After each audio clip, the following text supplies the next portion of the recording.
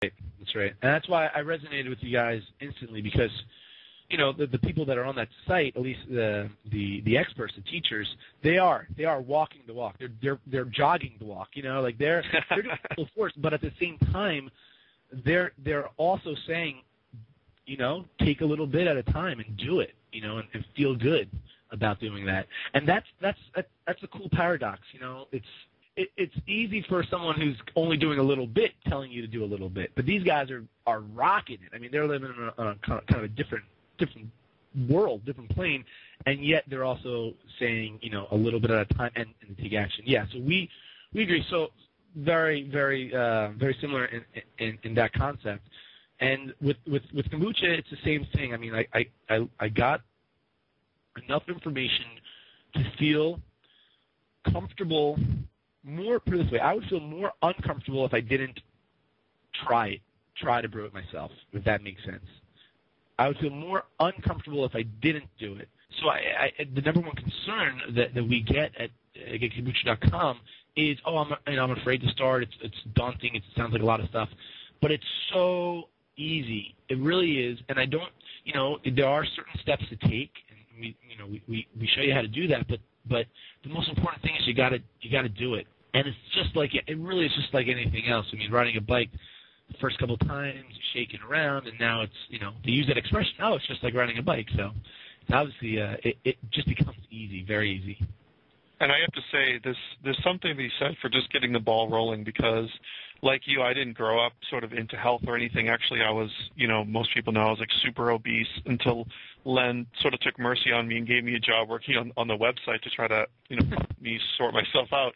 And, you know, I remember each step along the way, you know, like a few, maybe like about a year ago when we started doing a lot of water things with Daniel Vitalis and he talked about getting spring water. I thought, oh, you know, I'll never be able to travel and find a spring and this and that. And I said, just get out and get the ball rolling and, you know, the universe will deliver. So I remember going out to my first spring and it wasn't even really a true spring. It was sort of like a quasi-spring with rain runoff, and I kind of knew it, but I thought, you know what, this is the first step, and it'll lead to the second step, and next thing you know, 2 or 3 steps later, I'm getting my water from an amazing spring about 45 minutes away, and I go there with a couple of friends, and it's just amazing. And about a month ago, you know, a friend of mine was brewing kombucha, and I said, oh, you know, we do some kombucha stuff on the website, but we really haven't done anything in depth. And she recommended I start brewing it, and I was like, I don't know, but she gave me a SCOBY, so I started messing around and brewing it. And I think my first brew came out kind of funky. I took it out too early. My second brew, the SCOBY got kind of brown and nasty, and I wasn't sure what to do. And I'm thinking, you know, I need to find someone that will really kind of who knows kombucha, who's done it themselves, and kind of like in my, you know, kind of my background of doing it. And then 2 weeks later, that's when I met you, going out to dinner, and you're doing your thing with kombucha. So it's like you just get the ball rolling, and you'll meet the information, you'll meet the people, and, you know, hopefully for a lot of people out there listening to this interview, this will be the first step for them to get the ball rolling on, you know, brewing their own kombucha, because this is what you sort of specialize in helping people do, is to get the ball rolling, start brewing their own kombucha, and to feel the benefits of that kind of like self-empowerment. Yeah, Lou, I had no idea that it was so recent. I know you say you began brewing kombucha. That's amazing. That just made you just made my day, man. Yeah, my first brew was about 6 weeks ago was when I first started brewing, and then I actually like harvested the first brew like a month ago. I let it go for like, I don't know, 14 days, but it was really cold here. So, and I didn't know that, you know, the colder it was, the slower it took. And it was, you know, I'm in Wisconsin. We literally had, you know, snow a month ago. So it really wasn't doing anything. But maybe you could talk a little bit about the sort of like the empowerment effect that brewing your own kombucha gives you, not only for like the health benefits, but also taking responsibility and taking charge of your own health. Everyone sort of knows that kombucha deals with digestive system issues. It helps to sort of bring that digestive system into balance and to kind of, you know, help alleviate a lot of sort of like digestive symptoms that are maybe like too acidic and so forth. Can you talk about that sort of self-empowerment, taking charge, and how like kombucha is a great place to start with that? Sure. Yeah, anytime that you are a participant in the experience or the after effect, it's just so much stronger. I mean, you look at people that have a garden that grow vegetables. Well, I guarantee you those people tend to eat more vegetables simply because they grew it themselves. I mean, there's a feeling of being very proud when you could partake in your own, experience, and that's anything. But even more so, I think above everything else, in our own health, because our health.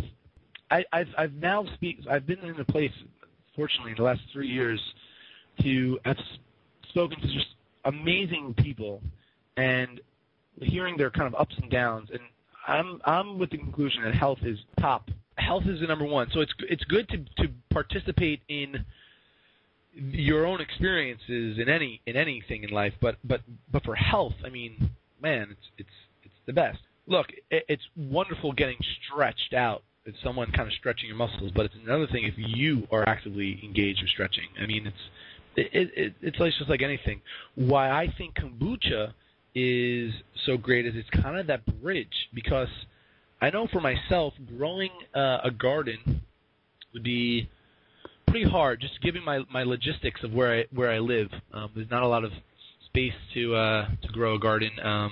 This is something that is very easy to do once you know. And we'll go over kind of I'll give you my top 7 tips if you do choose to brew kombucha at home, as well as we offer a free course online. It's very empowering. This is kind of like that happy medium, because it's not that hard, but it's something that you're engaged in, you're experiencing, and therefore you're going to want to drink this stuff. I don't think, to be very blunt, and I get in trouble a lot because there's a lot of other kombucha companies out there that want to make this sound like it's a magical potion. And in my opinion, when you break down the science of kombucha, you will find a lot of the compounds in, like, for instance, the organic acids, the fact that it's brewed with usually with Camellia sinensis, based tea. So there's tons of benefits of tea, tons of benefits of you get organic acids other places. It's got polyphenols. It has digestive flora. It has probiotics, but you could get that from yogurt or just taking a probiotic supplement. So these things are found in other places. What I think made it so incredible is that people are going to actually take it because, one, I think it's delicious, and if you're brewing it yourself, you get such a joy and pride. Man, people are crazy over this stuff. I have people decorating their brewers, on Halloween and sending pictures in. I mean, it's nuts because you take a lot of pride and ownership over that. So it's the participation, taking a little action on a small part of your life. It just leaks. It can't help but leak. I mean, eventually you have a faucet, right, and you just start giving all this extra energy and extra pressure. It's going to explode into other aspects of your life. I think, in my opinion, is the other benefit that people don't talk about. And people talk about the digestion problems going away. People talk about tremendous amount of just feeling good and energy and weight loss. We've had people talk about skin clearing up, especially if you have oily skin. Kombucha is sour and astringent and heating, but it's an adaptogen. So we've had people say that you have to drink kombucha at night. It helps them unwind.